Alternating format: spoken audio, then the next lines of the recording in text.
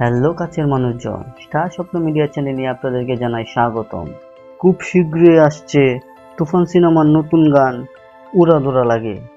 গানটি কম্পোজনা করেছেন সময়ের আলোচিত মিউজিক ডিরেক্টর এবং সঙ্গীত শিল্পী প্রীতম হাসান।